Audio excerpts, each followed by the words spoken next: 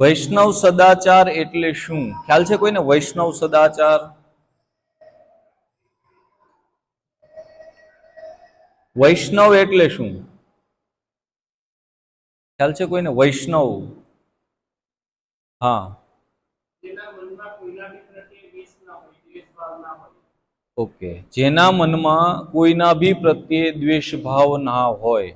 Okay, એક ગુણ છે વૈષ્ણવોનો, પણ છતાં હજી કોઈ ક્લેરિફાઈ કરશે આગળ શબ્દનો અર્થ? વૈષ્ણવ કોને કહેવાય? જો જેને પ્રભુજીએ કીધું સાચું જ છે કે જેના મનમાં કોઈના પ્રત્યે દ્વેષ ભાવ ના હોય, એવું જ ને? હા,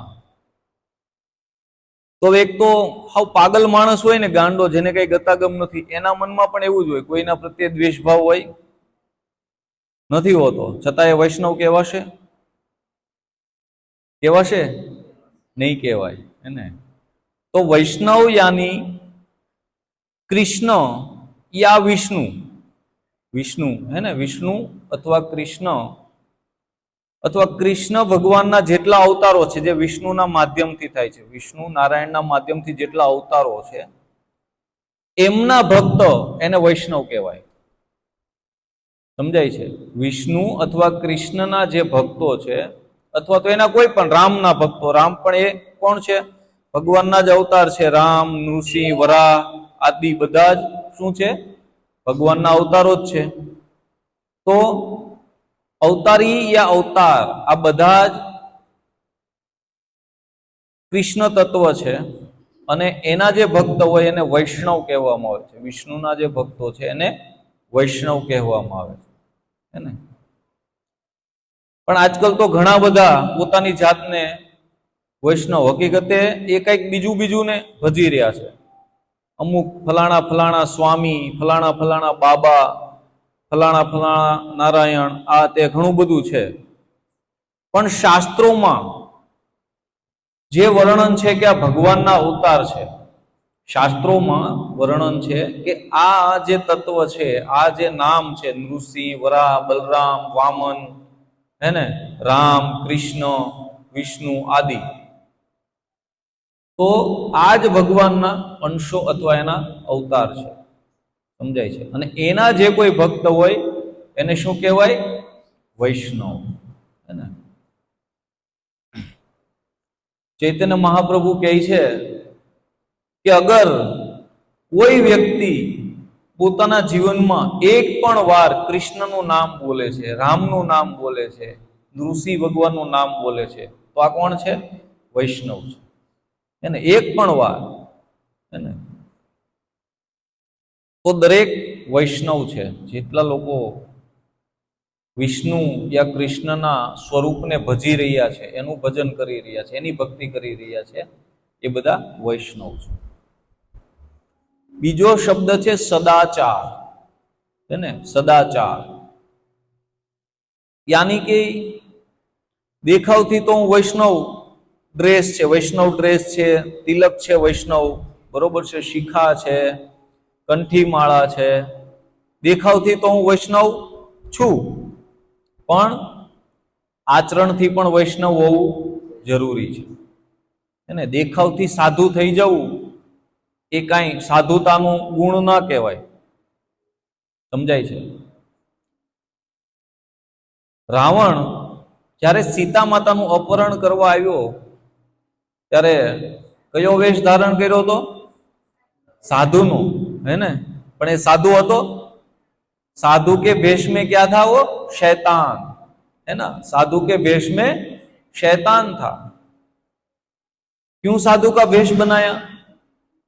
ठगने के लिए, है ना? बीजाने छेतरवा माटे एणे साधुनो वेश बनाव्यो. कारण के आवो साधुनो वेश होय ने तो लोको झड़पथी विश्वास मूकी दे, है ने? के नहीं भाई आ एकदम भगत छे, महाराज छे, महात्मा छे, संत छे, એને તો તરત લોકો વિશ્વાસ મૂકી દેશે. અને આજે સમાજમાં આ જ ઉપાધિ છે. આજકાલ લોકો સાચા સંતને પણ નમન કરવામાં અટવાય છે, મૂંઝાય છે. શા માટે? કારણ કે ખોટા સંતોએ આખી દુનિયાને એટલી ગોટાળે ચડાવી છે તો આજે સાચા સંતને પણ લોકો માનવામાં ઇતરાશે કે આ ક્યાંક એની જેવો નહીં હોય ને, હે ને? સાચા સંતને પણ દૃઢ દૃષ્ટિથી મૂલવે છે, સમજાય છે? તો હવે સાધુતા એના આચરણમાં દેખાય, નહીં કે ડ્રેસમાં, કપડામાં કે એના દેખાવમાં તો હોવી જ જોઈએ, પણ સાથે સાથે આચરણમાં પણ હોવી જોઈએ. તો આચરણ એટલે સદાચાર, વૈષ્ણવ સદાચાર. સદાચાર यानी कि સદા यानी હંમેશા, હે ને? સદાના માટે, હંમેશા, સર્વથા, બરોબર? દરેક સ્થળે, દરેક સમયે અને દરેક પરિસ્થિતિમાં. સદાનો અર્થ શું થાય? દરેક સ્થળે, દરેક સમયે અને દરેક પરિસ્થિતિમાં, સમજાય? એને જ આપણે કહીએ ને સદાના માટે. તો અને આચાર, સદાચાર, સદ આચાર. આચાર યાની કે આપણો વ્યવહાર, હે ને? વ્યવહાર મીન્સ કે આપણું ખાન પાન, આપણું બોલવું ચાલવું, આપણું ઉઠવું બેસવું, હે ને? તો આ બધી જ વસ્તુ કહેવાય છે આચાર. અને સત, સદા યાની કે સર્વથા, નિત્ય, હંમેશા. અને સતનો એક મતલબ છે સત્ય, હે ને? એટલે કે સત્ય આચાર, સત્ય આચાર. અને સત્ય શું છે? જે શાસ્ત્રોમાં આપણને બતાવવામાં આવ્યું છે ને એ જ સત્ય છે. ફેસબુક, વોટ્સએપ અથવા ઇન્સ્ટાગ્રામ, ટેલિગ્રામ, એમાં જે કંઈ બતાવવામાં આવે સત્ય નથી, સમજાય છે? હા, એમાં પણ જો કોઈ પ્રોપર સાધુનું કંઈ હોય, એકદમ ચાર સંપ્રદાયમાંથી એકદમ ગુરુ શિષ્ય પરંપરામાં આવતો કોઈ વ્યક્તિ દ્વારા જો કંઈ મૂકવામાં આવ્યું હોય તો એ શાસ્ત્રની વાણી હોય તો એ સત્ય છે. બાકી તો બધું અત્યારે અસત્ય જ ચાલે છે, કે નથી ચાલતું? દરેક વસ્તુમાં ફ્રોડ થાય છે ને અત્યારે. બતાવવામાં આવે કંઈક અને આપણને આપવામાં આવે કંઈક. બતાવવામાં આવે આપણો ફાયદો, હોય કોનો ફાયદો? પોતાનો, સમજાય છે? તો અહીંયા કહે છે કે સત્યને પ્રાપ્ત કરવા માટે જે આચાર, આચાર યાની કે વ્યવહાર કરવામાં આવે એને કહેવાય સદાચાર. અને વૈષ્ણવ સદાચાર. તો અને વૈષ્ણવ સદાચાર યાની કે આપણે મંદિરમાં હોઈએ ત્યારે જ સારું રહેવાનું. હરે કૃષ્ણ પ્રભુજી, હરે કૃષ્ણ માતાજી, દંડવત પ્રણામ. અને જેવા રોડે ગયા એવું નહીં.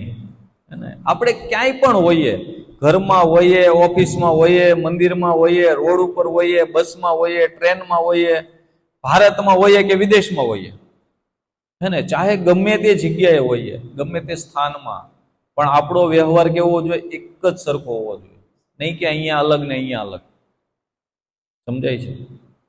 આપણો વ્યવહાર, આપણો સ્વભાવ એક સરખો જ આપણે રાખવો જોઈએ. કેવો રાખવો જોઈએ? તો અર્જુનનો પ્રશ્ન છે ભગવદ્ ગીતામાં કે સ્થિત પ્રજ્ઞ કિમ ભાષા. અર્જુનનો એક પ્રશ્ન છે કે એક સ્થિત પ્રજ્ઞ વ્યક્તિ હોય, એક યોગી, એક આપનો ભક્ત હોય, એ કિમ ભાષા, કેવું બોલે છે, કેવી રીતે બોલે છે, કેવું એનું બેસવું ઉઠવું હોય છે, કેવું એનું હાલવું ચાલવું હોય છે, અને કેવો એનો વ્યવહાર હોય છે. તો આપણી આ સાધુતા અથવા તો આપણો સ્વભાવ ત્રણ રીતે પ્રદર્શિત થાય છે: મન, વચન અને કર્મથી. છે કે નહીં? ત્રણ રીતે આપણો સ્વભાવ ખ્યાલ આવી જાય કોઈને. આપણે આમ બહુ બેઠા હોય ને ડાયા ડમરા થઈને, અને જ્યાં સુધી બોલીએ નહીં ને ત્યાં સુધી સામેના વ્યક્તિ આપણને આમ બહુ સારો કે નહીં, આ ભાઈ સારો લાગે છે, ભાઈ જોવામાં સારો લાગે છે, બહુ વ્યવસ્થિત માણસ હોય એવું લાગે છે. પણ જેવું આપણે બોલીએ એવું આપણે પ્રદર્શિત થઈ જાય કે કઈ ટાઈપનો માણસ છે. માણસની ભાષા ઉપરથી ખ્યાલ આવી જાય. હવે એક વખત આ બધા ટીવી સમાચાર એન્કરો હોય ને, આપણી ગુજરાતની પ્રાદેશિક બધી સમાચાર ચેનલો, કે આમાં સુરતનો કોઈ કેમ સમાચાર નથી વાંચતો, સુરતનો વ્યક્તિ કોઈ નથી મૂળ સુરતી હોય એવો સમાચાર વાંચવા વાળો, એમ કે એની પાછળ એક કારણ છે કે સુરતના લોકો નથી રાખતા. શા માટે ખબર? એની સ્પેશિયલ ભાષા હોય કે એ બોલે એ પેલા તો ગાળથી શરૂઆત થાય, હે ને? એટલે આ કહેવાનો મતલબ કે ભાષા ઉપરથી આપણો સ્વભાવ પ્રદર્શિત થાય છે. સમજાય છે? અને હા, સ્વભાવ પણ ઘણા કહે ને કે શું કે પ્રકૃતિ એ માણસની સાથે જ જાય, એ મરે ત્યારે શું કે આખું પ્રાણ, હા, પ્રાણ અને પ્રકૃતિ સાથે જ જાય, પ્રાણ પ્રકૃતિ. પણ એવું નથી, એવું નથી.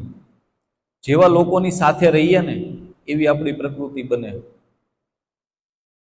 આપણામાં જ એક મુહાવરો છે કે કાળિયા પાસે ધોળિયો બાંધો, વાન ના આવે પણ શાન આવી. શાન શું છે? પ્રકૃતિ, આપણો સ્વભાવ, બીજું કાંઈ નથી.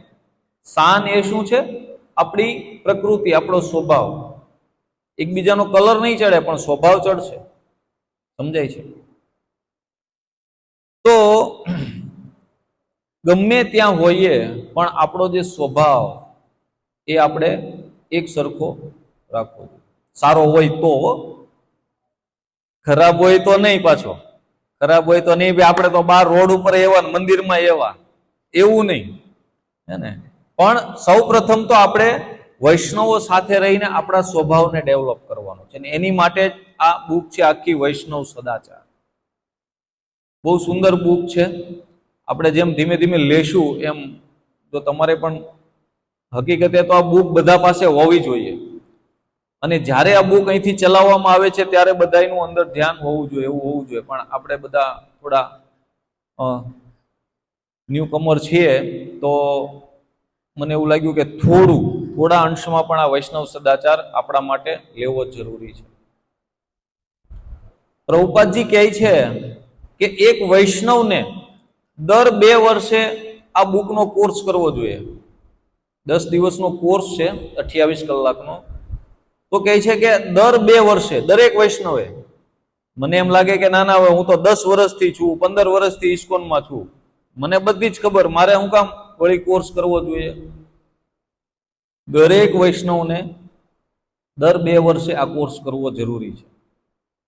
કારણ અત્યારે કોર્સ કરીએ ને તો વળી પાછું આપણા રૂટીનમાં આવી જાય, ના આમ નથી કરવાનું, આમ કરવાનું છે. પણ 2 વર્ષ જાય ને તો એમાંથી ઘણું પાછું ડિલીટ લાગી ગયું. તો વળી પાછા આપણે કોર્સ કરી લઈએ એટલે વળી પાછા વૈષ્ણવ નો સ્વભાવ લાવીએ, હે ને? તો પ્રણામ, તિલક, હે ને, આ બધી જ વસ્તુ આપણને શું લાગે? શરૂઆતમાં આપણે નવા હોય ત્યારે આપણને એમ થાય કે હાલો આ બધું કરીએ. પણ હવે વરિષ્ઠ બન્યા બાદ, વરિષ્ઠ એટલે કે દીક્ષિત થઈ જઈએ, કંઈક મંદિરમાં આપણને સેવા પ્રાપ્ત થાય, કંઈક ઉપરના લેવલે જઈએ ભક્તિ માર્ગમાં, તો પછી એવું ક્યારેય વિચારવાનું નથી કે નહીં હવે મારે કોઈને પ્રણામ કરવાના ન હોય, હે ને? એવું નથી. પહેલા જ દિવસથી જે આપણે કાર્ય કરીએ છીએ એ કદાચ ભક્તિના ગમે એટલા સ્તર ઉપર વયા જઈએ તો પણ એ આચરણમાં લાવવું જરૂરી છે. શા માટે? આપણા પોતાના માટે, અને બીજું કે નવા આવનાર ભક્ત માટે. કારણ કે કદાચ નવો આવનાર ભક્ત આ કોર્સ નહીં કરે વૈષ્ણવ સદાચાર, તો કોના પાસેથી શીખશે? આપણા પાસેથી. અને આપણે ભક્તો જે ઘણા સમયથી ઇન્વોલ્વ છીએ મંદિરમાં, બધી સેવાઓમાં અથવા આ બધામાં, તો એ લોકો પાસેથી નવા આવનાર ભક્તો શીખશે કે જો આ પ્રભુજી આવી રીતે દંડવત કરે છે, આપણે પણ બધા વૈષ્ણવોને દંડવત કરીએ. અને આ પ્રભુજી આવી રીતે સેવા કરે, ચાલો આપણે પણ સેવા. આપણને જોઈને જ નવા શીખશે. અને આપણે જ પ્રોપર નહીં હોઈએ તો નવા આપણી જેવા બનશે, છે કે નહીં? એટલા માટે આપણે આ કોર્સ કરીને પ્રોપર થઈ જવું. બહુ સિમ્પલ છે, અઘરું કાંઈ જ નથી. આ બુકમાં એક લાઈન કે એક શબ્દ એવો નથી કે જે આપણે પાલન ના કરી શકીએ. સમજાય છે? બધું જ આપણે પાલન કરી શકીએ એવું જ છે, ઇઝી, સિમ્પલ. તો વરિષ્ઠ ભક્તો આપણને શીખવે છે આ બધું, કે ગમે એટલી ઉચ્ચ સ્થિતિમાં આપણે હોઈએ તો પણ આ બધી જ વસ્તુનું પાલન આપણે નિયમિત રૂપમાં કરવું જોઈએ. હું મારા મહારાજશ્રીની વાત કરું તો હમણાં કોરોના કાળમાં માયાપુરમાં પંકજાનંદ પ્રભુ હતા, જે ભગવાનની સેવા પૂજા કરતા હતા. ઓળખે છે કોઈ પંકજાનંદ પ્રભુ? બે ભાઈઓ છે, એક સરખા ફોરેનર છે. તેમાંથી એક કોરોનામાં શરીર છોડી દીધું, પંકજાનંદ પ્રભુએ. એ વખતે મારા ગુરુ મહારાજ દિલ્હીમાં હતા, પરમ પૂજ્ય ગોપાલકૃષ્ણ ગોસ્વામી મહારાજ. તો એ જ્યારે શરીર છોડ્યું, પંકજાનંદ પ્રભુએ, બહુ વરિષ્ઠ ભક્ત હતા, અને જે માયાપુરના જે ડીટી, જે ભગવાન છે, વિગ્રહો છે, એની સેવા પૂજા કરતા હતા. બહુ વરિષ્ઠ હતા, બહુ આગળના લેવલ. તો એની જે બધી જ વિધિ છે એ બધા જ મહારાજ શ્રીઓ જ્યાં હોય સ્થાને ત્યાં લાઈવ જોઈ રહ્યા હોય, ટીવી ઉપર. બરોબર? તો દિલ્હીમાં હતા મહારાજ શ્રી, તો એમના રૂમમાં ટીવી, એટલે મીન્સ કે ઓનલાઈન પેલું કરીને જોતા હતા કે ભાઈ એનું કઈ રીતે બધું. તો જેવા એમને બહાર લાવવામાં આવ્યા એમના દેહને, બરોબર છે, તો મહારાજ શ્રી જેવા એના દેહના દર્શન કર્યા તો મહારાજ શ્રીએ ત્યાં એના રૂમમાં ઊભા થઈને, મહારાજ શ્રીની ઉંમર 78 વર્ષ અને શરીર બહુ વીક, છતાં પણ એ અવસ્થામાં કોઈ બીજું હતું જ નહીં. એક એમના સેવક હતા, શિષ્ય, અને મહારાજ શ્રી પોતે, બે જ જણા હતા, બીજું કોઈ હતું નહીં. છતાં મહારાજ શ્રી શું કર્યું? ઊભા થઈને એમના શરીરને પ્રણામ કર્યા, વૈષ્ણવ પ્રણામ કર્યા મહારાજ શ્રીએ. બરોબર? ને આપણે શું કરીએ? ક્યાં કોઈ જોવે છે? કાંઈ જરૂર નથી. કરીએ કે નહીં એવું? પણ આ વરિષ્ઠ ભક્તો પાસે, વરિષ્ઠ સંન્યાસીઓ પાસે આપણે આ શીખવું જોઈએ કે એટલી ઉંમર છે, એનું શરીર પણ અહીંયા આવે ત્યારે કેટલા લોકોએ દર્શન કર્યા છે એમના, પરમ પૂજ્ય ગોપાલકૃષ્ણ ગોસ્વામી મહારાજના? ઓકે, સરસ. તો તમે એને જો ભગવાનના દર્શન કરતા જોયા હો, એને નમન કરતા, તો આપણને ખ્યાલ આવી જાય કે મહા મહેનતે એ નીચા નમી શકે છે. બરોબર? તો એ પણ કેટલું આચરણ કરે છે, તો કે કોઈ હોય કે ન હોય, આચરણ અંદરોની છે, કોઈને બતાવવા માટે નથી. સમજાય? પણ મારી જેવા ભક્તો હોય શું કરે? કોઈ વરિષ્ઠ ભક્ત આવે ને તો બધું કામ કરવા મળે, હાલો હાલો, જો જોવે છે આપણને એટલે આપણે બધું કરીએ, હે ને? અને એ જાય પછી તો બધું હરી બોલ. પણ હકીકતે આ વૈષ્ણવ સદાચાર. પછી આગળ હજી મહારાજજી ટીવીમાં જ જોવે છે, તો કેમેરો તો બધે ફરતો હોય, તો એ ફરતા કેમેરામાં પરમ પૂજ્ય જય પતાકા સ્વામી મહારાજ એમના દર્શન થયા. એટલે કે ભાઈ પહેલા માળની બાલ્કનીમાં એ બેઠેલા આ બધું પેલું કરવા માટે. તો કેમેરો ત્યાં ગયો, તો વળી પાછા મહારાજજી ઉભા થયા, એમને પણ પ્રણામ કર્યા, હે ને? એમના ગુરુભાઈ છે, બરોબર, છતાં એમને પણ પ્રણામ કર્યા. તો આવી રીતે જેટલા જેટલા, માની લો પ્રભુપાદજીનું પેલું આવે તો એમને પણ પ્રણામ કરે. તો આ છે વૈષ્ણવ આચરણ, કે ખાલી બાહ્ય દેખાવની પણ મનથી આપણે વૈષ્ણવો પ્રત્યે આદર કેળવવો જોઈએ. કારણ કે ભગવાનને પ્રિય બનવું હોય ને તો વૈષ્ણવોના પ્રિય બનવું રહેશે.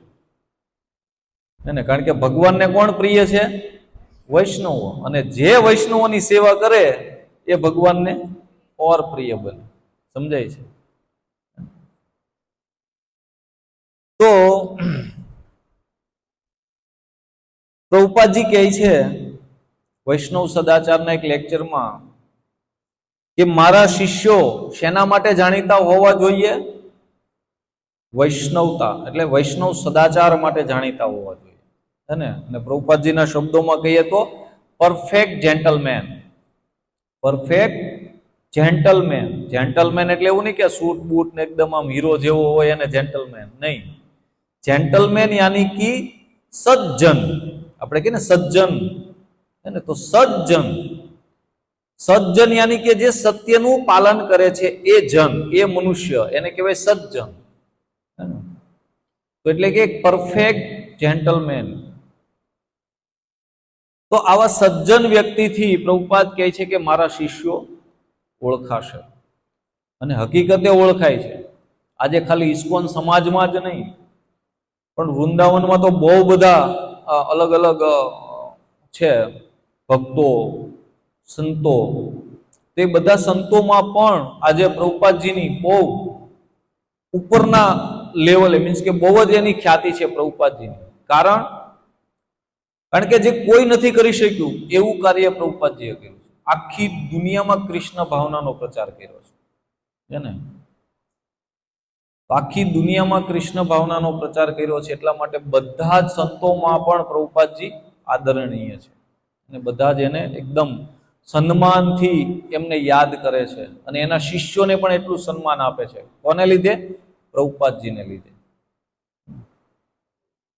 તો આજે આપણે થોડું વૈષ્ણવ સદાચાર નો પહેલો જે પાઠ છે, ભાગ 1, હું તમને પછી આના ફોટા મોકલીશ ઘરે રીડ કરવા માટે, પણ અત્યારે ખાલી સાંભળો.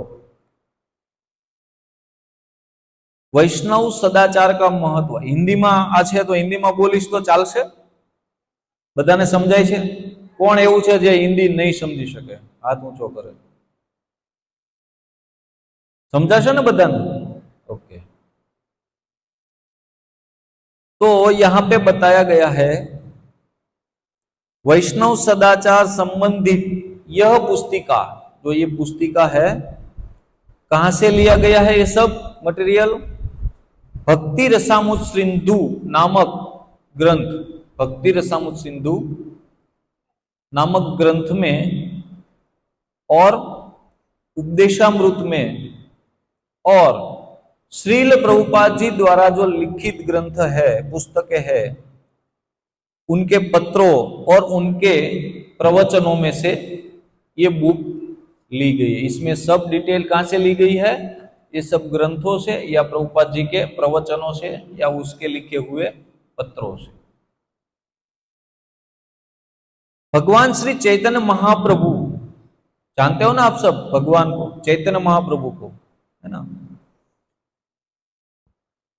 भगवान श्री चैतन्य महाप्रभु वैष्णव सदाचार के संबंध में उपदेश देते हुए कहते हैं, इसको कहते हैं सनातन गोस्वामी को. सनातन गोस्वामी यानी कि हमारे जो षड गोस्वामी है उसमें प्रमुख गोस्वामी है सनातन गोस्वामी. रूप सनातन दोनों भाई थे, उनका चरित्र हम लेंगे आगे. तो कहते हैं कि यद्यपि वो तुम हठ जगत पावन, यद्यपि वो तुम हऊ जगत पावन, तोमार स्पर्शे पवित्र है देव मुनिगण. तोमार स्पर्शे पवित्र है देव मुनिगण, तथापि भक्त स्वभाव मर्यादा रक्षण, मर्यादा पालन है साधुर भूषण. क्या कहते हैं? हे सनातन, यद्यपि तुम संपूर्ण ब्रह्मांड का उद्धार कर सकते हो, तुम वैष्णव हो इसलिए तुम संपूर्ण ब्रह्मांड का उद्धार करने में सक्षम हो, और देवतागण भी तुम्हारे स्पर्श से शुद्ध हो जाते हैं. कौन? देवतागण. हमको एक प्रश्न होगा कि देवतागण भी वैष्णव का स्पर्श करके शुद्ध होते हैं? हाँ, होते हैं, क्योंकि वैष्णव देवतागण से भी ऊपर के लेवल में.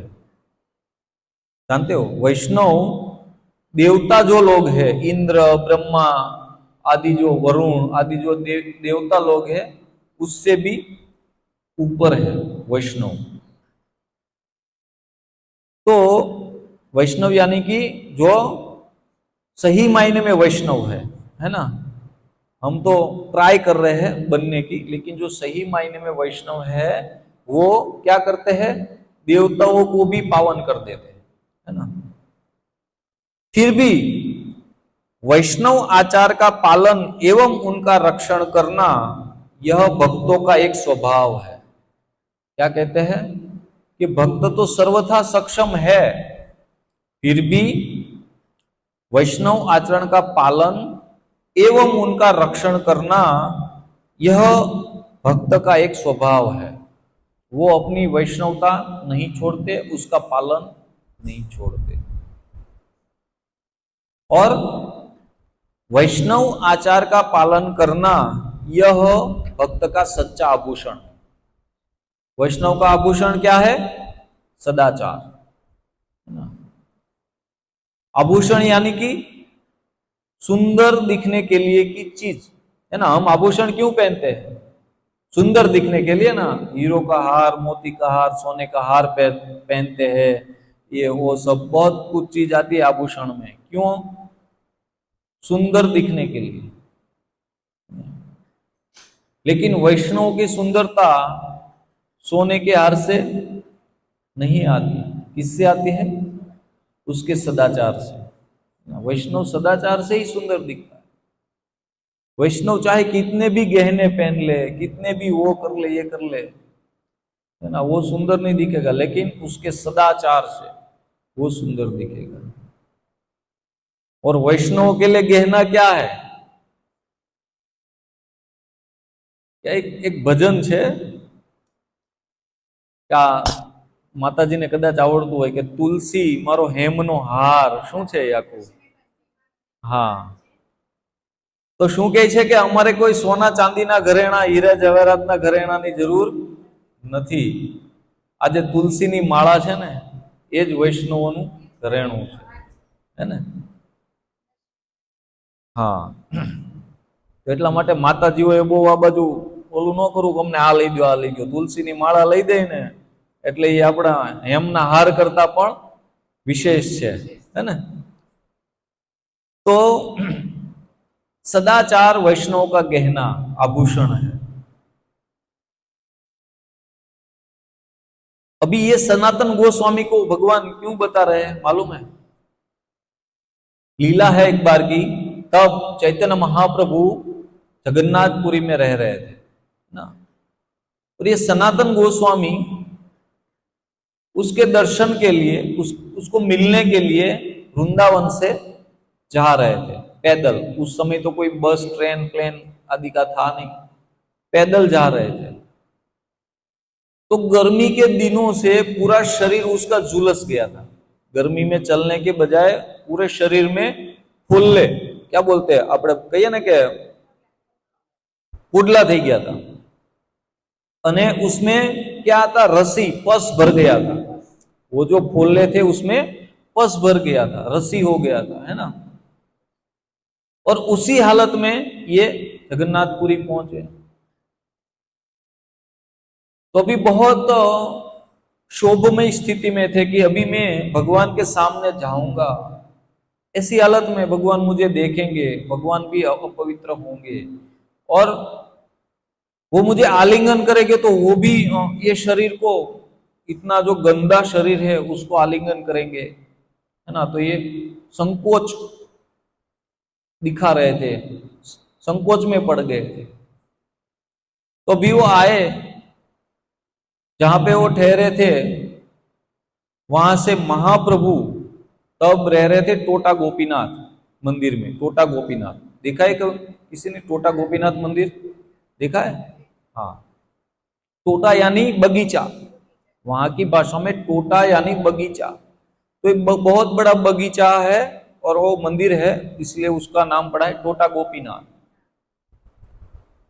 तो यहां से जब सनातन गोस्वामी जा रहे थे तो दो रास्ते होते थे वहां पे, वहां को जाने के लिए। महाप्रभु ने उसको दोपहर को बुलाया कि तुम दोपहर को मुझे मिलने आओ।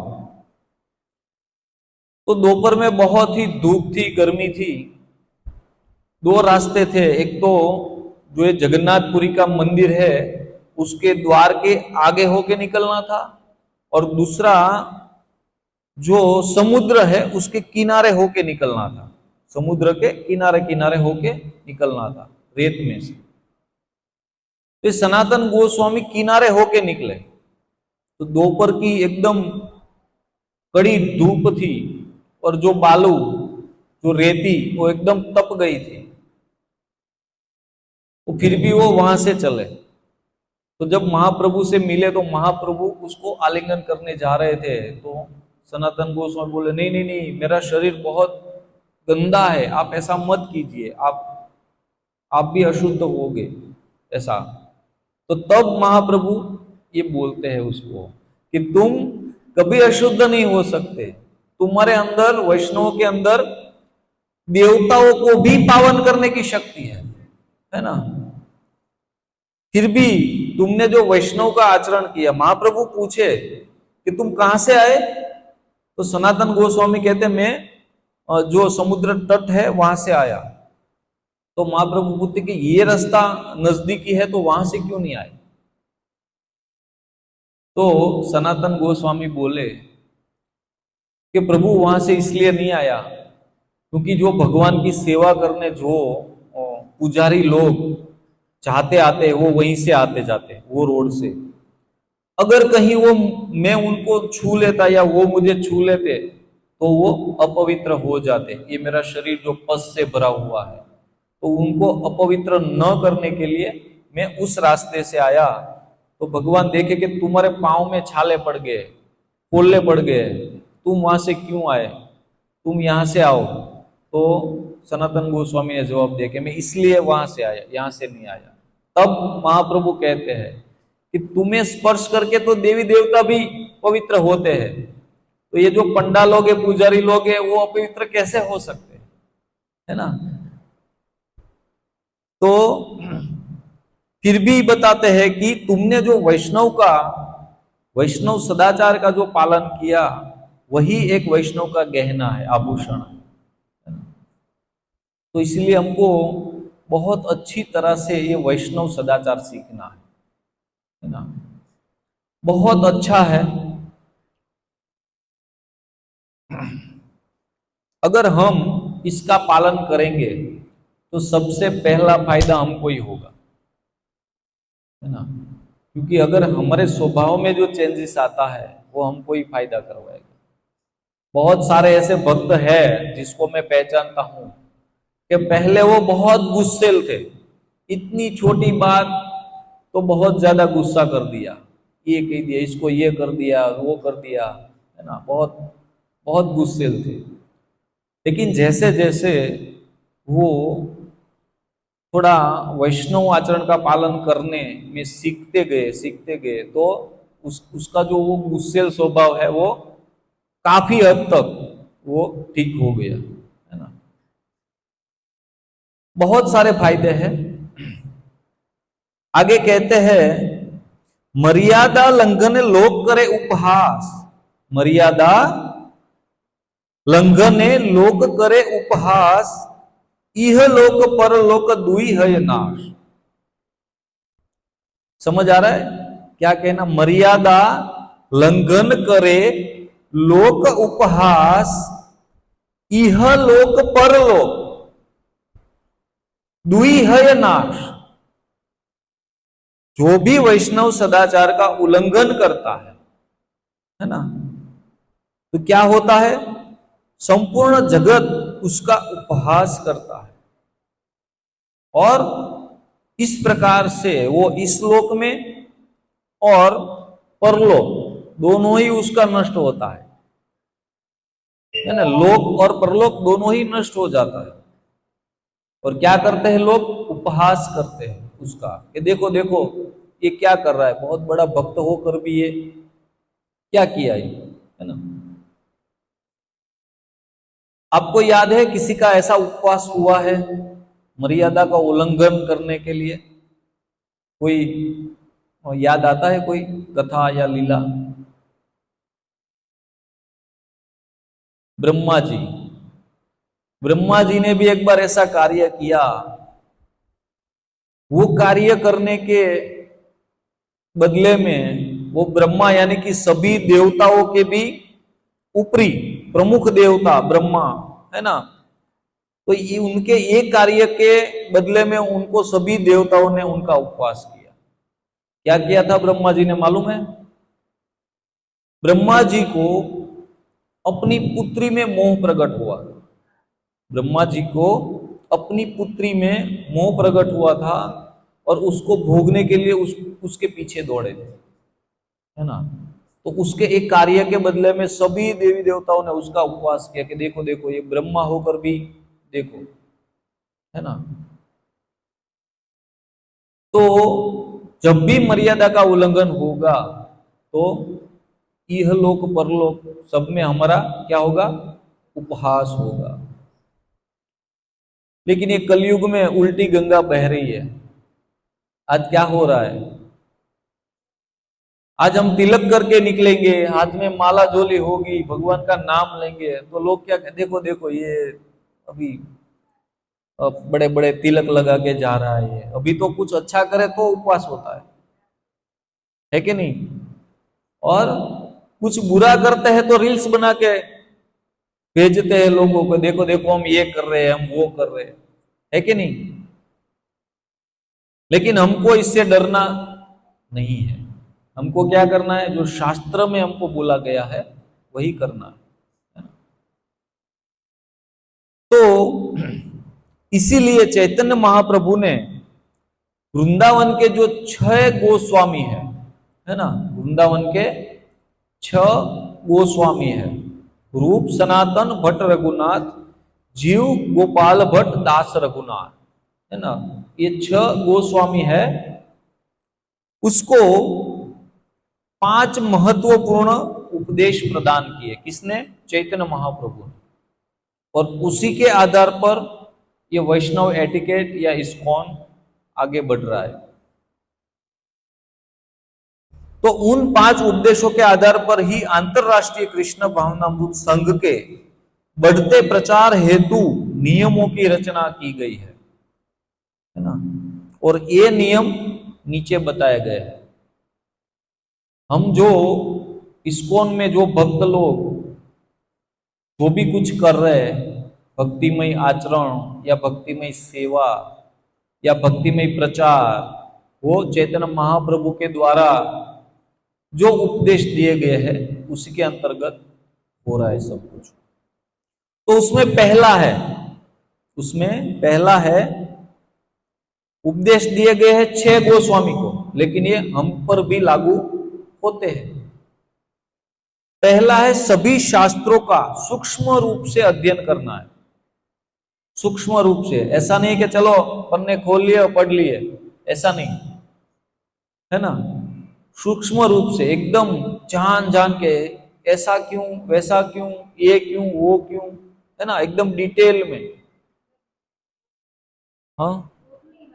हाँ, है ना। किसी किसी को हम पूछते हैं ना, कई ब्राह्मण लोग भी होते हैं, यहाँ पे तो कोई नहीं है कोई ब्राह्मण। ब्राह्मण का मुख्य कार्य क्या है? शास्त्रों का पठन पाठन करना, यानी कि शास्त्र पढ़ना और बाकी के जो तीन वर्ण है उसको पढ़ाना, यही कार्य है। लेकिन आजकल देखा जा रहा है कि पढ़ाने वाले को ही कुछ पता नहीं कि क्या है। समझ पा रहे हो? तो काफी सारी ऐसी बात है जो हमको मालूम होनी चाहिए लेकिन होती नहीं है। तो इसीलिए सूक्ष्म रूप से उसका अध्ययन करना है और यह प्रतिपादित करना है कि सभी शास्त्रों का मूल सार क्या है? भक्ति। सभी शास्त्रों का मूल सार क्या है? भक्ति। कई लोग आर्ग्यूमेंट करते हैं कि प्रभुपाद जी ने भगवत गीता लिखी, भगवत गीता लिखी यानी कि भगवत गीता के श्लोकों का भावार्थ दिया, है ना। तो सभी श्लोकों में एक ही बात बताई गई है बार बार, भक्ति, कृष्ण ही भगवान है और कृष्ण की सेवा ही भक्ति है, यही बात बार बार बताई गई है। क्यों? क्योंकि प्रभुपाद जी को मालूम है कि यही भक्ति का सार है। शास्त्रों का सार क्या है? भक्ति ही शास्त्रों का सार है। और भगवान भी भगवत गीता में बताते हैं 15वें अध्याय का 15वां श्लोक, सर्वस्य चाहम हृदि सन्निविष्टो मत्स्मृति ज्ञानम अपोहनम च वेदेश्च सर्वेर हमेव वेद्यो वेदांत वेद एव चाद्यम। क्या बता रहे भगवान श्री कृष्ण? ये सभी शास्त्रों और वेदों से जो कोई जानने वाला तत्व है वो मैं हूं। शास्त्रों के द्वारा मुझे जानना है। क्यों? क्योंकि ये सभी शास्त्रों का संकलन करता कौन है? मैं हूं। और ये शास्त्रों का ज्ञाता भी मैं हूं। हमको ऐसा मालूम है कि नहीं, वेदव्यास महाराज ने ये सब लिखा है, वेदव्यास महाराज ने ये सब लिखा है, लेकिन उसको कहां से आया? ये सब भगवान ने दिया है ना। तो भगवान कहते कि मैं ही ये सब शास्त्रों का जानकार हूं और शास्त्रों के द्वारा मुझे ही जानना है, सभी शास्त्रों के द्वारा मुझे ही जानना है। तो ये हुआ पहला कि शास्त्रों के आधारित हमको चलना है और शास्त्रों के आधारित ही हमको भक्ति करना है ना, अपने मन गढ़त हिसाब से नहीं। अभी जब मैं इस्कॉन में नहीं था ना, तो मेरे लिए भक्ति का पर्याय यानी कि भक्ति क्या है, कैसा मैं भक्ति को जानता था बताऊं? आप लोग हंसोगे मुझ पर कि ऐसी थोड़ी भक्ति होती है, लेकिन मुझे इतना ही मालूम था। जैसे आज कई लोग कर रहे हो, सुबह नहाए, तौलिया लपेटा है और उसी पोज में हम जाएंगे भगवान के पास, अगरबत्ती जलाएंगे और 1-2 बार करके प्रणाम करके निकल जाएंगे। नहीं कोई श्लोक, कुछ हृदय में कोई भाव, कुछ भी नहीं है ना। तो लोगों के लिए अभी यही भक्ति है। हम बोलते हैं कि नहीं नहीं भक्ति करो, भगवान का नाम लो। हाँ करते हैं ना प्रभु जी, हम हर रोज भगवान को अगरबत्ती दिखाते हैं, हर रोज सुबह तौलिया लपेट के हर रोज अगरबत्ती दिखाते हैं। तो ये कोई भक्ति है क्या? नहीं है ना। तो अगर हम शास्त्र पढ़ेंगे तो हमको दरेक चीज का सही उपयोग जानने को मिलेगा, क्योंकि सही उपयोग एक ही होता है, गलत उपयोग बहुत सारे होते हैं। सही रास्ता एक होता है, समझ पा रहे हो? जैसे कि 2 + 2 कितना आएगा? 4, ये सही है। और गलत क्या आएगा? बाकी के जितने भी गलत, 2 + 1 = 4, 2 + 3 = 4, 2 + 8 = 4, ये सब गलत। सही क्या है? एक है ना। तो ऐसे सही एक चीज होती है, समझ पा रहे हो, जो शास्त्र हमको बताते हैं। और कहां पे बताते हैं भगवान? 4 संप्रदायों में, 4 स्कूल खोली है भगवान ने, ये सब भक्ति देने के लिए, भक्ति का ज्ञान देने के लिए, है ना। दूसरा है भगवान श्री कृष्ण की वृंदावन की जो लीला स्थलियां हैं उसको खोजना तथा वृंदावन धाम का इस रूप में निर्माण करना जिससे संपूर्ण विश्व के लोग वहां आकर शरण ले और प्रोत्साहित हो। ये कब की बात है? आज से 500 साल पुरानी। तब आज जो वृंदावन है ऐसा वृंदावन नहीं था। समय के बहाव में भगवान की जो जो लीला स्थलियां थी वो काफी हद तक यवनों ने नुकसान पहुंचा दिया था और काफी हद तक काल ने यानी कि समय के प्रवाह ने वो सब कुछ नष्ट कर दिया था, है ना। तो तभी वृंदावन में इतना सब कुछ नहीं था। राधा कुंड, श्याम कुंड था, लेकिन किसी को मालूम नहीं था कि राधा कुंड कहाँ है, श्याम कुंड कहाँ है ना। तो चैतन्य महाप्रभु ने 6 गोस्वामी को ये जवाबदारी दी कि तुम वृंदावन जाओ और भगवान की सभी लीला स्थलियों को खोजो और उसका पुनः निर्माण कराओ। क्यों? ताकि विश्व के सभी लोग वहां पे आके शरण ले और प्रोत्साहित हो, भक्ति के लिए प्रोत्साहित हो, है ना। तीसरा, भगवान श्री कृष्ण के सुंदर मंदिरों का निर्माण करना और अर्च विग्रहों की स्थापना करके योग्य अर्चन पद्धति के विषय में संपूर्ण देश का मार्ग निर्देशन करना। पहले तो मंदिर बनवाना, बाद में मंदिरों में अर्च विग्रह यानी कि मूर्ति, जो जनरल लोग बोलते हैं, लेकिन हमको मूर्ति नहीं, अर्च विग्रह बोलना चाहिए, है ना। तो अर्च विग्रहों की स्थापना करना और योग्य अर्चन पद्धति, जैसे हम पहले घरों में किया करते थे वैसे नहीं, योग्य अर्चन पद्धति। भगवान को जगाने का मंत्र है ना, भगवान को सुलाने का मंत्र है, भगवान को भोग लगाने का मंत्र है, भगवान को वस्त्र अर्पित करने का मंत्र है ना, और अलग अलग उसका जो योग्य मुद्राएं हैं, ये सब हमको जानने को मिलेगा नारद पंचरात्र विधि।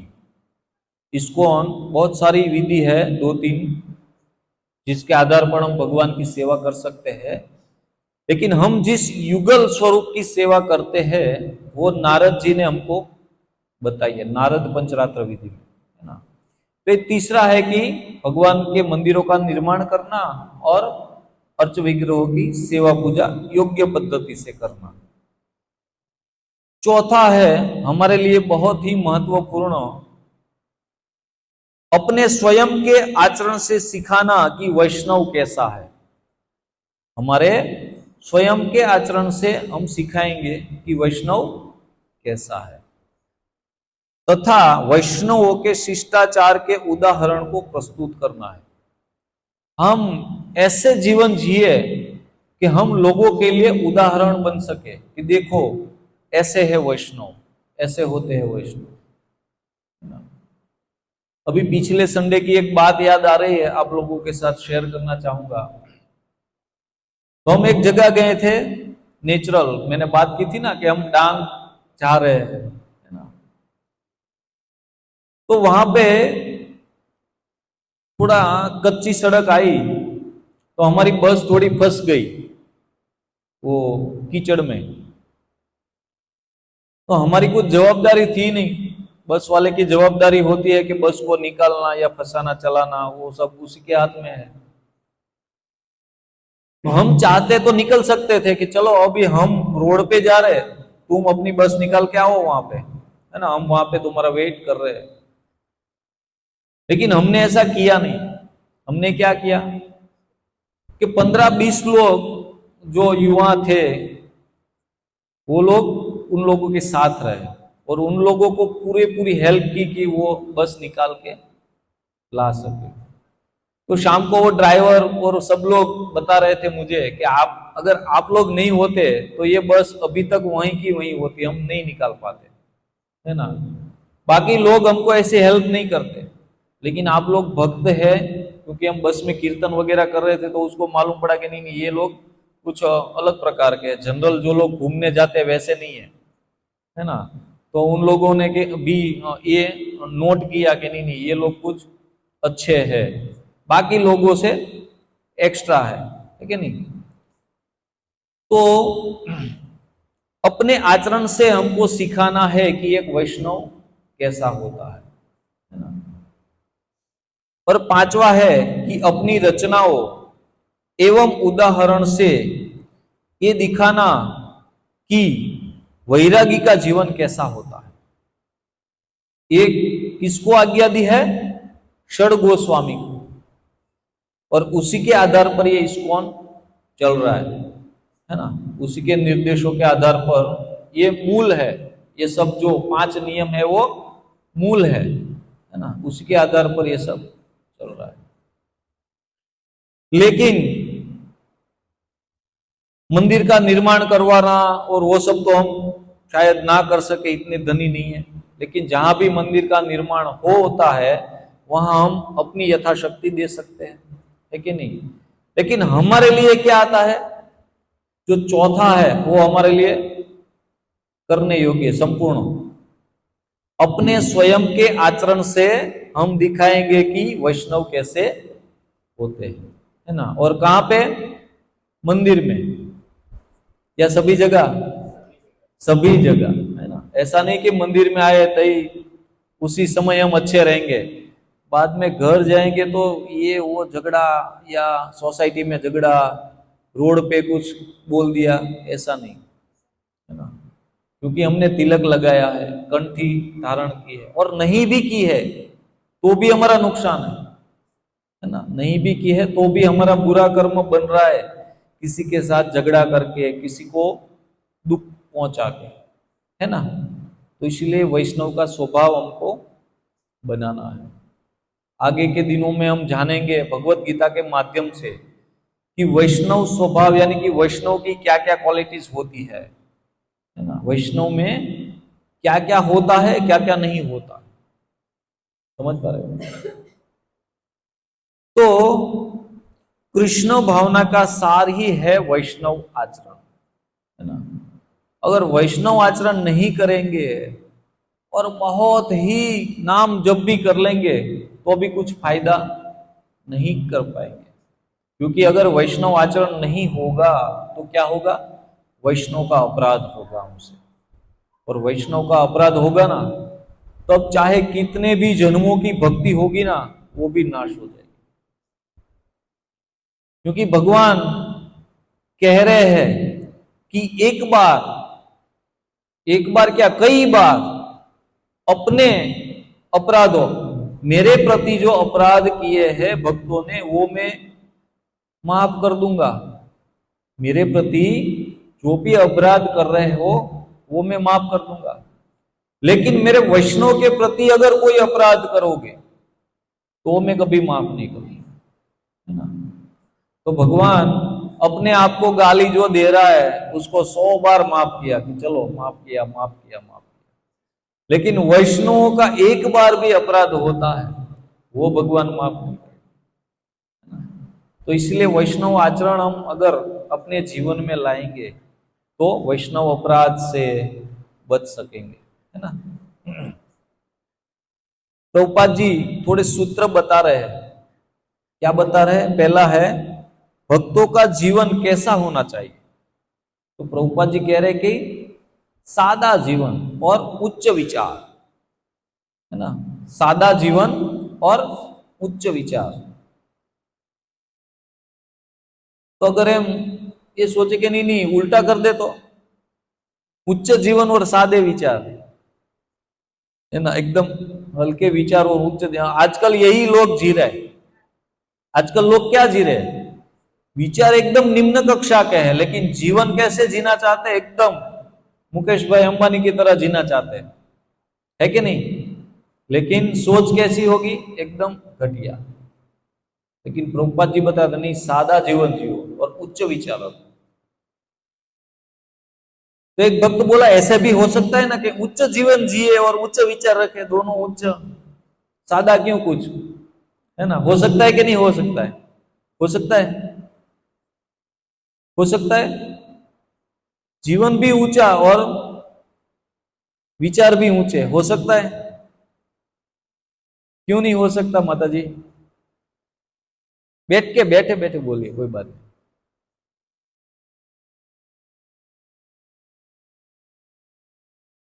क्या बता, माइक आपो तो बोलिए। ओके, थोड़ा जोर से बोलिए। ओके। हरे कृष्णा। इंसान ऊंचा विचार अपने लिए रख सकते हैं। उसका ऊंचा होना है, ऊंचा कर्म का प्रभाव से। ऊंचा हाँ होगा नहीं होगा वो कर्म का प्रभाव से। हाँ, और ऊंचा विचार हर टाइम पे रखना चाहिए। हरि बोल। तो जीवन भी ऊंचा जिएंगे और विचार भी ऊंचे रखेंगे तो क्या होगा? उसमें भी एक नुकसान है ऊंचे जीवन में। अगर हम ऊंचा जीवन जीना चाहते हैं कि नहीं नहीं मैं भी मर्सिडीज में घूमूंगा और मर्सिडीज में भक्तों को मंदिर ले जाऊंगा, माला करूंगा, अगर इजी इजी मिल जाए तो कोई बात नहीं है, लेकिन नहीं मिलेगा तो क्या करेंगे? गधे की तरह काम करेंगे। 8 घंटे करते होंगे तो 12 घंटे करेंगे, 16 घंटे करेंगे। क्यों? जीवन को उच्च ले जाना है, इसीलिए, है ना। और ये जीवन को उच्च ले जाने में ये विचार कब नीच हो जाएंगे वो मालूम रहेगा नहीं, है ना। इसीलिए प्रभुपाद जी ने कि सादा जीवन, एकदम सरल जीवन जियो और विचार उच्च रखो, है ना। और उसी को लोग याद करते हैं, है ना। उसी को लोग याद करते हैं जो सादा जीवन जी के उच्च विचार रख के गए हैं, उसी को लोग अच्छी तरह याद करते हैं। देखो नरसिंह मेहता, है ना, ये सब जो भक्त लोग हैं, कई कई भक्त है उसको दो दो टाइम का खाना नहीं मिलता था, ऐसे भी भक्त थे। लेकिन उसके विचार इतने उच्च थे कि नहीं, मुझे मिले या ना मिले, किसी का एक पैसा भी छीन के या हराम का लेना नहीं है ना। मैं भूखा रह जाऊंगा लेकिन अनिति का कुछ लूंगा नहीं, जो मेरे हक का है वो नहीं लूंगा, है कि नहीं। तो ये उच्च विचार है। और जितना हम जीवन ऊंचा ले जाएंगे तो उतना गलत कार्य करने होंगे कि नहीं होंगे, है कि नहीं। तो इसलिए प्रभुपाद जी ने एकदम सिंपल लिविंग और हाई थिंकिंग, ऊंचा विचारो। तो बहुत सारे फायदे हैं सादा जीवन जीने के।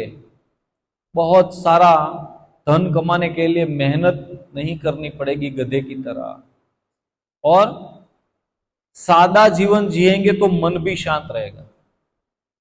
आप देखो, सोचो, आप या देखने का प्रयास, अवलोकन करने का प्रयास कीजिएगा। भारत में सबसे धनिक कौन है?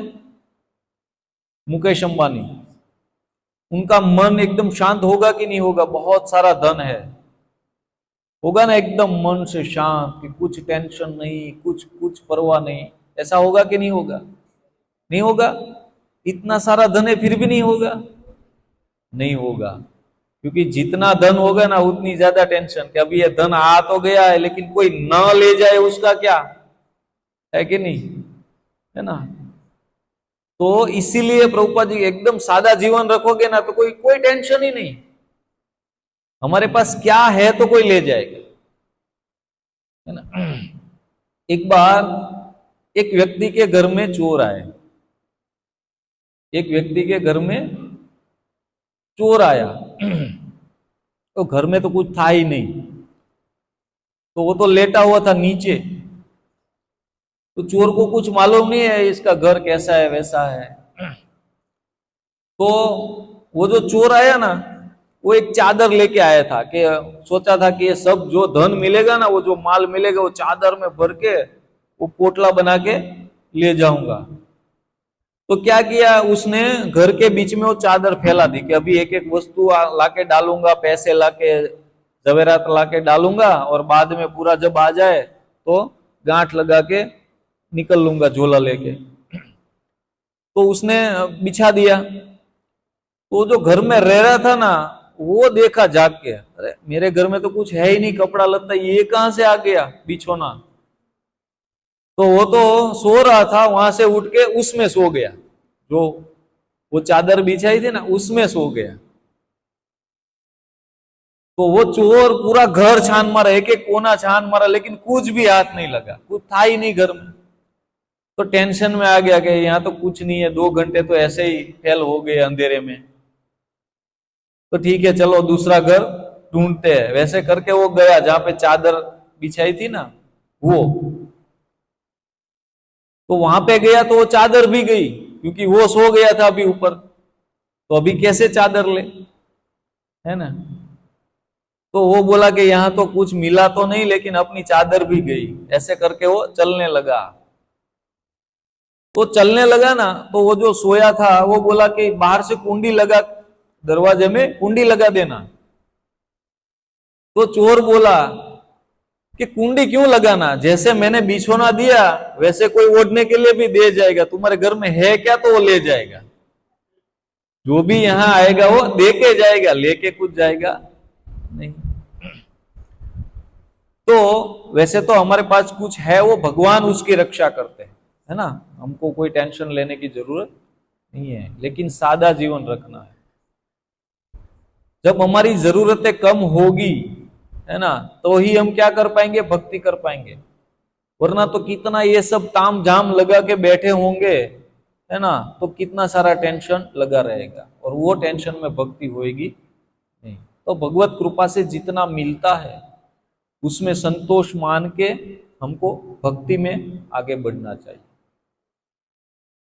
दूसरा है कि भक्तों का जीवन कैसा हो, इसके बारे में अनेक नियम एवं तत्व है, परंतु उन सबका उद्देश्य यह है कि वे सभी एक मूलभूत नियम, है ना, ये सब जो बहुत सारे नियम है, लेकिन वो सभी नियमों का एक उद्देश्य है, एक ही उद्देश्य मूलभूत क्या है, भगवान का स्मरण, है ना, भगवान का स्मरण। बहुत सारे नियम है, जैसे कि प्रसाद खाते पहले मंत्र बोलना है ना, सोने के पहले भगवान को याद करना है, जगने के बाद में सबसे पहले भगवान को याद करना है, खाते समय नहाते समय हर समय मंत्र बोलना है, नहाने का भी मंत्र होता है ना, क्यों मालूम है,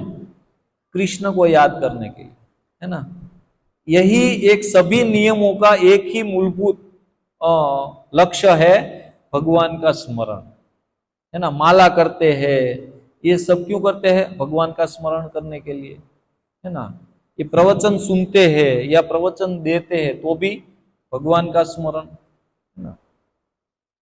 और कभी भी उसका विस्मरण न हो, सदा के लिए भगवान का स्मरण हो और कभी भगवान का विस्मरण ना हो, है ना। ये सभी नियमों का एक ही लक्ष्य है कि भगवान को हम भूले नहीं, हर जगह हमको भगवान याद आते रहे। समझ पा रहे हो? तो इसकी पूर्ति हेतु सहायक होने चाहिए ये सभी नीति नियम। क्यों है? ये दो नियमों की पूर्ति हेतु है। पहला है कि भगवान को याद करे और दूसरा है कि भगवान को भूले नहीं। एक तरीके से देखे तो दोनों एक ही है। भगवान को याद करेंगे तो भूलेंगे नहीं, और भगवान को भूलेंगे नहीं तो याद ही होंगे, है कि नहीं? तो यही नियम सर्वोच्च है तथा सभी नियम इसके अधीन है। किसके अधीन है? भगवान को भूले नहीं, भगवान को याद रखना, इसके अधीन ये सभी नियम है। यानी कि डायरेक्ट या इनडायरेक्ट एक ही लक्ष्य है, भगवान को याद रखना हर समय, हर जगह और हर परिस्थिति में। तीसरा है, अंतःकरण में वैष्णव गुलाब की पंखुड़ी के समान कोमल होते हैं। अंतःकरण में वैष्णव क्या होते हैं? गुलाब की पंखुड़ी कितनी कोमल है, ऐसे करेंगे तो मसल जाएगी, इतने कोमल होते हैं, और साथ ही साथ वज्र की तरह कठोर भी होते हैं, है ना। तो हम सोचेंगे ऐसे कैसे कोमल भी होते हैं और कठोर भी होते हैं, कुछ एक हो तो समझ पाए, है ना। यानी कि भक्तों के हृदय में करुणा होती है सभी जीवों के प्रति, इसलिए वो कोमल होते हैं, लेकिन कठोर भी होते हैं। क्यों? अगर कोई सेवा नहीं ठीक से कर रहा है तो कठोर भी बनते हैं। क्यों तुम सेवा नहीं कर रहे हो? क्यों तुम भगवान को प्रिय बनना नहीं चाहते क्या? तो सेवा करो, अच्छी तरह से करो, है ना। तो एक तरफ से वो कठोर भी होते हैं वैष्णव, लेकिन ये भी अपने अधिकार में है ना, उसी को कठोरता दिखानी चाहिए, सभी को नहीं। मान लो कि यहाँ ये सब भक्त लोग हैं, तो मैं आपको अधिकार से कह सकूंगा कि आप क्यों नहीं माला करते हो? माला करनी चाहिए, जरूर करो। रोड पे जाऊंगा तो सबको बोलूंगा क्या? नहीं, क्योंकि मेरा और आपका एक दूसरे पर अधिकार है। आप मुझे कुछ कह सकते हो, मैं आपको कुछ कह सकता हूं, लेकिन बाहर अगर हम ये कहेंगे तो लोग कुछ और समझ लेंगे, है ना। तो इस सभी चीजों में विवेक यानी कि बुद्धि का होना जरूरी है।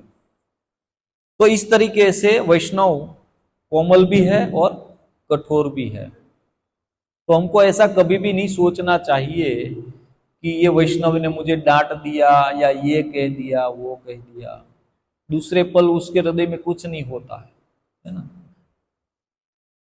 चौथा है कि वैष्णव निर्दोष होते हैं। कैसे होते हैं? निर्दोष। निर्दोष यानी दोष रहित होते हैं। वैष्णव में दोष नहीं होते। जो वैष्णव है उसमें, है ना, जो वैष्णव मेरे जैसे बन रहे हैं धीरे धीरे, उसमें तो भी काफी सारे दोष होंगे शायद, है ना, लेकिन जो वैष्णव है उसमें कोई दोष नहीं होते।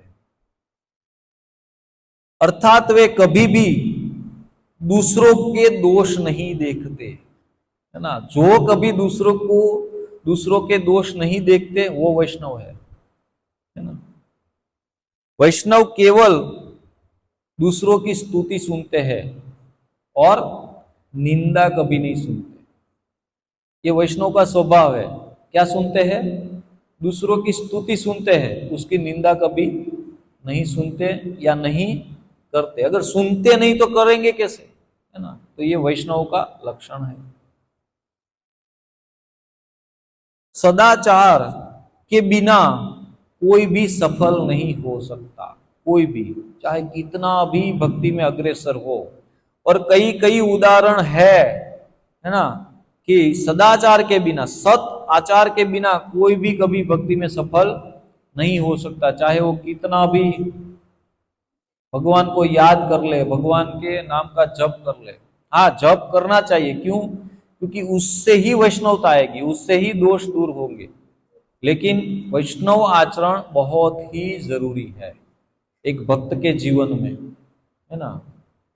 अगर वैष्णव आचरण नहीं होगा तो हमसे जो थोड़ी बहुत भी भक्ति हो रही है ना, वो भी एक दिन ऐसा आएगा कि वो भी जीरो हो जाएगी, उसमें से भी कुछ बचा नहीं होगा। इसलिए वैष्णव आचरण जरूरी है। शिष्टाचार के बिना यदि किसी ने वेदों के, देखो सुनिए यहां पे बहुत गौर से, कि शिष्टाचार के बिना, सदाचार के बिना अगर किसी ने वेदों के सभी अंगों का अध्ययन कर लिया हो, फिर भी वह शुद्ध नहीं हो सकता। सिर्फ अध्ययन कर लेने से व्यक्ति शुद्ध नहीं हो जाएगा, आचरण में लाएगा तभी शुद्ध होगा। समझ पा रहे हो? अध्ययन तो बहुत लोग कर रहे हैं कि नहीं? अध्ययन यानी कि ऐसा नहीं शास्त्रों का ही। मैं आपको एक सिंपल उदाहरण दिखाता हूं कि अभी जो सिगारेट या तंबाकू के जो रैपर आते हैं या बॉक्स आते हैं, उस पे क्या लिखा होता है कि तंबाकू खाना स्वास्थ्य के लिए हानिकारक है, इससे कैंसर हो सकता है। और सिर्फ लिखा होता है ऐसा नहीं है। कोई तो ऐसा कहेगा कि मैं तो अनपढ़ हूं, मुझे पढ़ना ही नहीं आता है, मुझे मालूम ही नहीं था क्या लिखा है। तो उस पे चित्र भी आता है। देखा है कभी किसी ने? देखा है?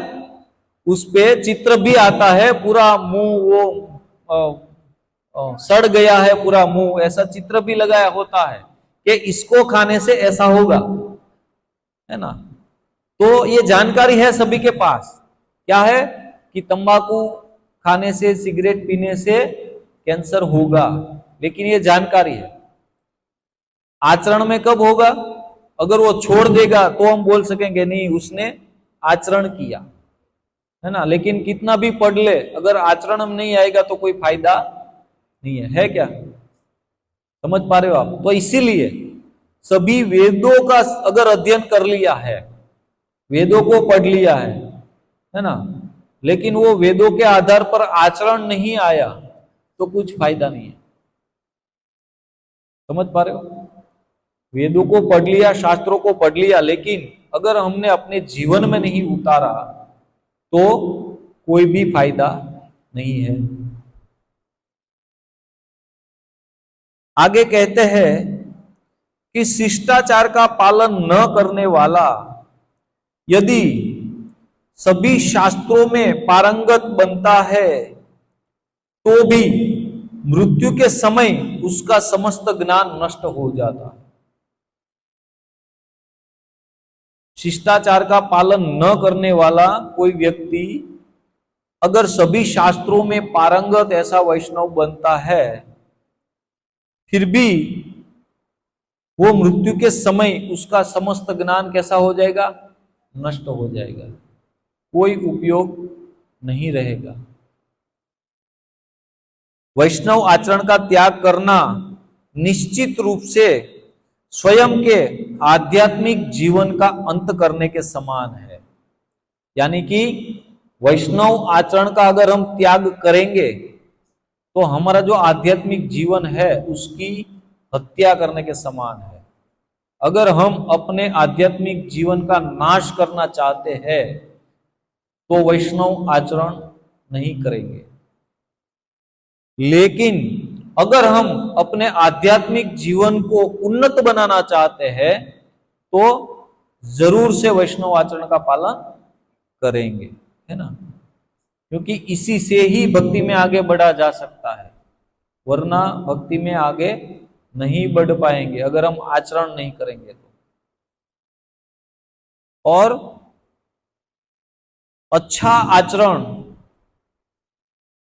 क्या करेगा? अच्छा आचरण से क्या होगा? तो यश मिलेगा, ऐश्वर्य मिलेगा और आयु भी मिलेगी। आयु को भी बढ़ाता है। अपनी जो आयु है ना, अपनी उम्र, वो भी अच्छे आचरण से बढ़ती है और बुरे आचरण से घटती है। शास्त्रों का कथन है, हमने पिछली बार भी सुना था ना। और क्या होगा? तो कि सभी प्रकार के अमंगलों का नाश होता है। जो भी अमंगल वस्तुएं है हमारे आजू बाजू में, उसका नाश होता है वैष्णव आचरण से। और श्रील प्रभुपाद जी क्या कहते हैं? वैष्णव की क्या पहचान है? तो कहते हैं कि वह एक सभ्य व्यक्ति होता है। सभ्य यानी कि एकदम शास्त्र के आधार पर चलने वाला सभ्य, है ना, नहीं कि असभ्य। कभी हम सुनते हैं ना कि इसने असभ्य वर्तन किया, है ना। असभ्य यानी कि जो सभ्य नहीं है, जो नहीं करना चाहिए, है ना, और जो करना चाहिए वो करते हैं, उसको क्या बोलते हैं? सभ्य। तो प्रभुपाद जी कहते हैं कि एक वैष्णव सभ्य व्यक्ति होता है ना। और एक सभ्य व्यक्ति ही सबको आनंद दे सकता है और सबसे आनंद ले सकता है। एक असभ्य व्यक्ति होगा ना, वो किसी को आनंद दे भी नहीं सकता और किसी से आनंद ले भी नहीं सकता। आप देख लो, आप समाज में एनालिसिस कर लो कि अगर एक कोई असभ्य व्यक्ति है, वो किसी को आनंद नहीं दे पाएगा। दे पाएगा क्या? कोई गुंडा मवाली है, वो किसी को आनंद दे पाएगा? और वो किसी से आनंद ले पाएगा? नहीं ले पाएगा। समझ पा रहे हो?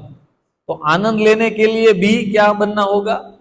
वैष्णव बनना होगा, है ना। तो आज के लिए इतना ही।